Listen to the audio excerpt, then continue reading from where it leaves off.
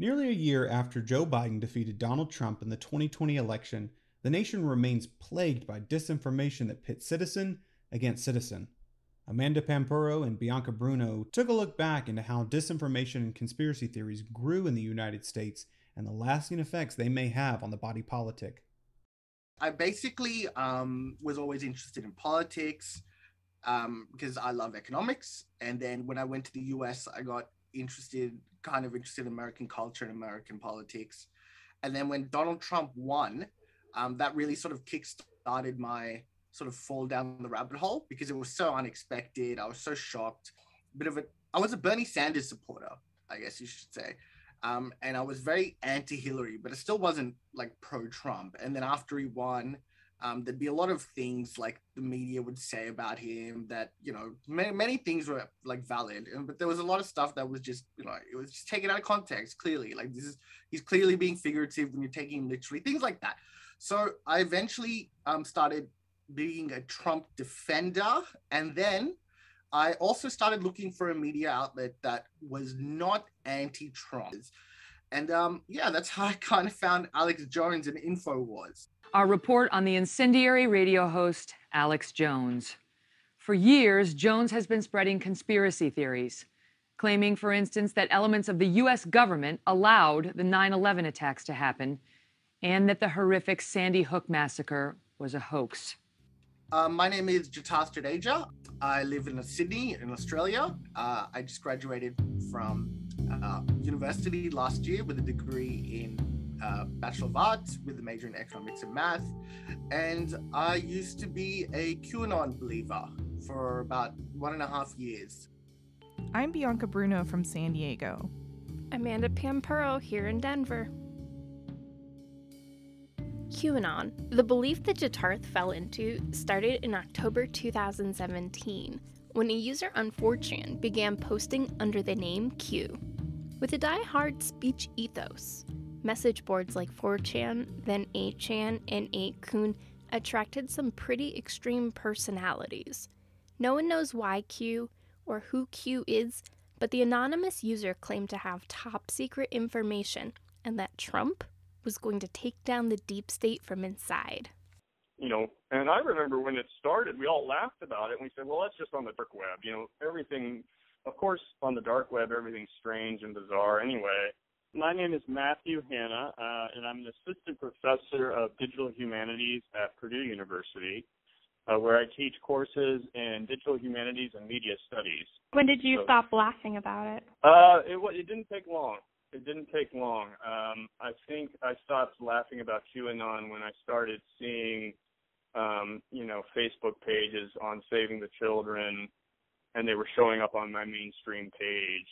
Or when Donald Trump was asked about it, and he said, that they were, he didn't know anything about it, but they were good because they wanted to save children. And I thought, oh, this is not going away. This is not just a bizarre internet game, but this is actually an ideology.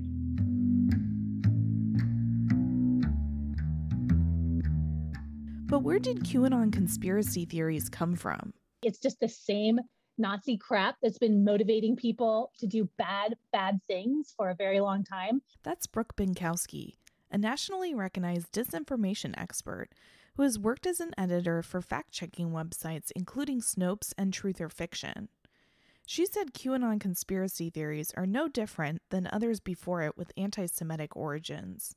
If you look at it in the context of historical disinformation campaigns, is the Protocols of the Learned Elders of Zion, which was a satire written in the early 20th century, passed around, decoupled from its satirical origins, and turned into a major conspiracy theory that was used as the basis for everything from Nazis, rounding up Jewish people and putting them in concentration camps, to Stalin's doctor's plot, to the Birchers here in the United States, to QAnon today. It's all been the same conspiracy theory in slightly different forms. And basically what it has been turned into is the Jews did it. The theory? A small group of secretive elites are controlling Hollywood, the media, and the banks, and politics secretly. And that small group of Illuminati or elites or lizards or whatever you want to call those people are also blood drinkers. in, with the spirit cooking stuff. They are also baby stealers, when you hear the Save Our Children, the human trafficking stuff. And the conspiracy theories spread in the year after Donald Trump was elected president. My theory is that it's been an A/B tested conspiracy theory. So they've been testing it on these fringe forums to see what activates people and gets them talking. What has happened here with QAnon. And I could be wrong, all right? So I'm just like every caveat here in the book. But I think what has happened is that they just sort of like put they being disinformation purveyors, whoever they were, put, one story into one channel, one story into another channel, to see what got people talking more, and then just tested their messaging that way over and over and over again, just refining their messaging until they ended up with sort of like the racist subconscious in this country. Bienkowski and other disinformation experts agree. QAnon is a big tent conspiracy where contemporary right-wing politics have been woven together with historical racist tropes already present in popular culture. Let's talk about misinformation. Disinformation. Misinformation. Disinformation is false information purposely created and spread in bad faith. Misinformation is also false, but it's not necessarily meant to cause harm. It might be sharing an article you thought was true but wasn't. QAnon is a force of disinformation. A lot of people fell into Q because they believed misinformation. It's pretty amazing when you think about it. Q followers come to these conclusions on their own and compare notes. It's a crowdsourced conspiracy theory. But there's nothing amazing about people knowingly spreading disinformation. If you listen to people in these alternative belief communities, a lot of them will gladly share their research. They want to be heard. But it's hard to even know where to begin to respond if you're not drawing the same conclusions. Yeah, so what I was saying was that it's very difficult to combat somebody who's done more research than you have. And as QAnon's, followers bake the bread and, follow the breadcrumbs, they're engaged in an incredible amount of research and study. And, of course, we know that those areas of study are leading them into strange places. The word for this is apophenia, which is like seeing connections where none exist. Again, Matthew Hanna at Purdue. QAnons don't need Q to post or Donald Trump to be in office to continue. Without Trump, many QAnon followers came together around the anti-vax and anti-mask movements, things Q never even talked about. Hanna attributes the rise of the group, in part, to this sense of discontent in the country that isn't going away. These conspiracy theories don't just come out of nowhere. It's not like these people are crazy. These conspiracies don't necessarily only happen on the right. Some of the people into QAnon are actually on the left of the political spectrum, and it's just that there is a real sense in America that something is wrong and that our politicians aren't doing anything about it, and that society is not where it should be. Paranoid politics. That's what Richard Hofstadter called it in 1965, post-McCarthy, when he traced it back to the 1800s. It's still everywhere.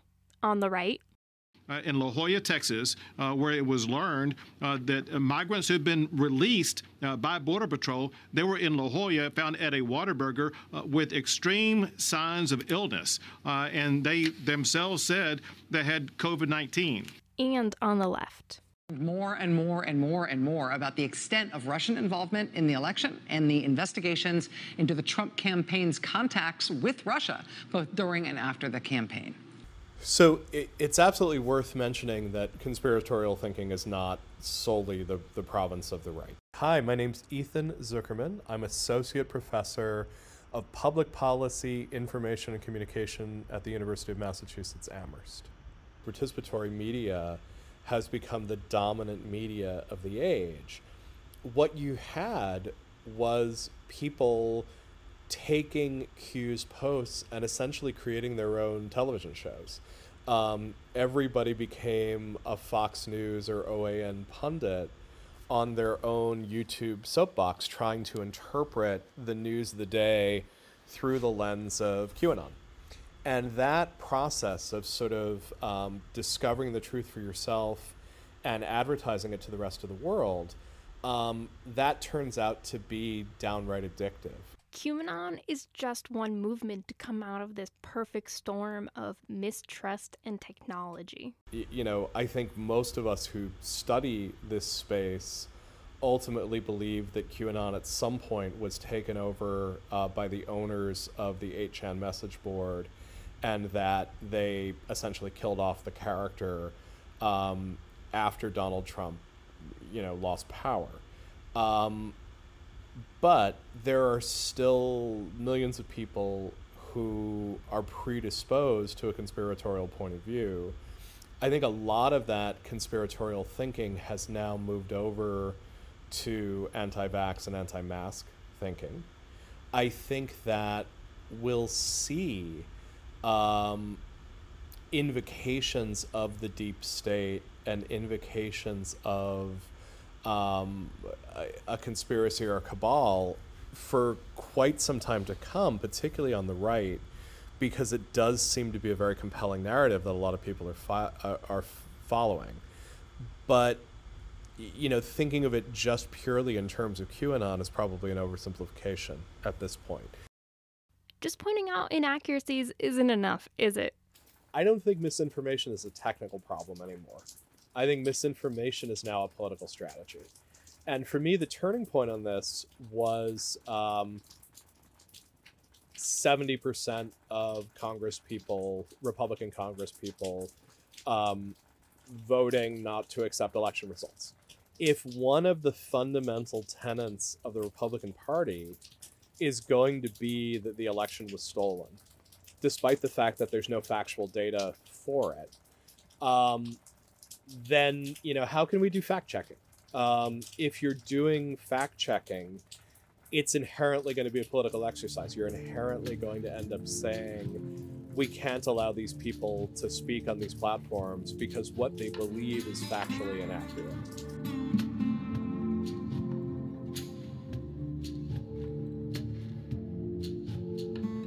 Embedded in QAnon is the question of free speech. You can say or believe anything you want in America. You can vote for whatever candidate you want and support whatever issues you want. But some ideas can be dangerous, like the idea that the secure election was rigged. Following the tight 2020 election, Trump filed dozens of lawsuits challenging the results. A Q-driven movement called it the Great Steal, saying Trump won, but they swore in Biden anyway. The facts don't matter here. DC reporter Samantha Hawkins has been closely following the fallout for hundreds of believers who stormed the Capitol January 6th. We still have a long way to go since over 600 people have been charged and only about 100 have entered into guilty pleas, and around 75 of those are in pretrial custody. Not only do the defendants deny the 2020 election results, but they don't even believe in the justice system they have to answer to. Several Trump supporters have fired their public defenders and are going it alone, against the advice of judges overseeing their cases. They claim to be sovereign citizens. So it's a conspiracy theory started by a group of anti-government extremists who claim to be sovereign from the United States, meaning that even though they live here, they're not subject to any government authority and are free of any legal constraints. The theory is only creating additional challenges in getting the cases resolved. These defendants have been filing motions that are hundreds of pages long and full of sort of pseudo-legal, nonsensical gibberish, claiming that the court doesn't have any jurisdiction over them. And then they often sign the documents with a red fingerprint, which is one of the many symbols that sovereign citizens use in an attempt to tap into a supposed alternate identity that they believe the government set up for them at birth to unlock their own personal secret treasury account.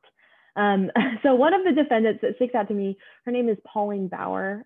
She's nonviolent, low-level offender who insists that she's not under the court's jurisdiction, so isn't subject to pretrial release conditions. And she won't follow simple conditions like calling her pretrial services officer once a week or even confirming her address. So she's landed herself in jail and has been filing these really long motions that don't make any sense, which the judge just instantly dismisses. Proponents of the so-called Stop the Steal movement aren't just turning the American political system on its head in D.C. Their conspiracy theories about the 2020 election have continued to reverberate throughout the country. In response to concerns about election fraud, Arizona did a full recount. And Georgia tightened election laws. Here's CNS reporter Kayla Goggin in Atlanta. When that law was signed, and we're talking about Senate Bill 202 in Georgia here, when that was signed into law in March, Governor Brian Kemp actually said that he was signing this law due to the many alarming issues, and that's a direct quote, around the way the election was handled. And he said there was a crisis of confidence in the ballot box. So it definitely came about because of those fears of election fraud, which is frustrating because there has been no actual evidence of widespread election fraud. But yet this law has implemented so many changes that are going to impact how people vote on a very granular basis. I mean, we have changes to everything, including the way that we request absentee ballots, where and when we can use drop boxes. We can't pass out food and water to people waiting in voting lines now. So there are real issues here that have frustrated voter confidence. And then when you throw in, this group now, and of course the President of the United States, alleging that there's this widespread malfeasance, I think that, that creates an atmosphere where it's difficult for people to trust not just the election systems, but their election officials. One outspoken Georgia elections activist thought the state already had a solid audit process in place.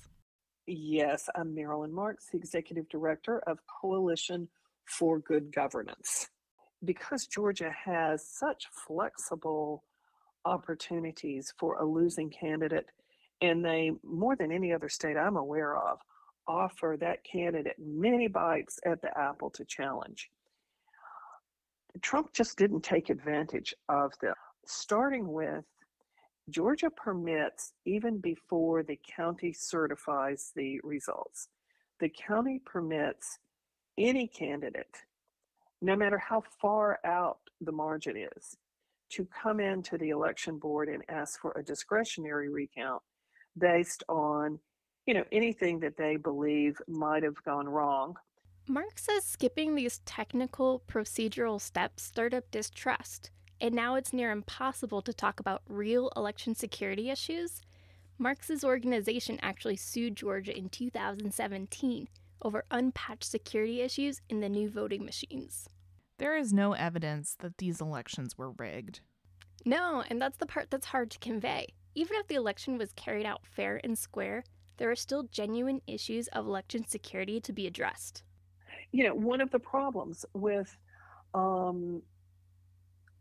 promoting election security with elected officials is that whatever system elected them, they are just not going to question. They do not want to bring any kind of cloud over the system under which they were elected. They just naturally recoil. We see it regardless of party. They naturally recoil with the idea in their minds of any system that elected me must be a good system. As part of their litigation, the Coalition for Good Governance asked University of Michigan computer scientist Alex Halderman to try to hack into voting machines. And he did. He proved voting machines can be hacked. But they weren't in 2020. But they could be in the future. Like if the proprietary software was leaked, the machines could possibly be hacked. Could that really happen? Earlier this year, voting machine passwords were leaked from 2 counties in the country. Security experts told the Associated Press about the potential consequences. Emphasis on potential. Yeah, but that's where conspiracy theories thrive. In between possibility and reality, where the layperson has just enough information to form an opinion. Election security is like fire prevention, something officials have to always maintain. Room for improvements is not proof of fraud, and Marx has one simple solution. There's something really euphonic about it. Hand-marked paper ballots. So long as we have a paper that the voter has marked and we keep that paper secure, there is never any question about what the voter put on the paper, because pen and ink cannot be hacked. I keep asking this question. How do we build trust in elections in the post-truth age if the masses aren't just going to believe the Secretary of State and they're not going to believe me just because I have a press pass? Ethan at UMass Amherst actually echoed a principle of Q. Do your own research. So here's an interesting thing, right? So I wrote this book on mistrust, and my point in many ways was that I don't know that the best path is to try to increase individuals' trust in institutions. I think in many cases, actually helping people harness their mistrust in interesting and fundamental ways is probably a better way to make change. People are sort of saying, how can I strengthen institutions? And the best way to strengthen an institution is based around being involved with it.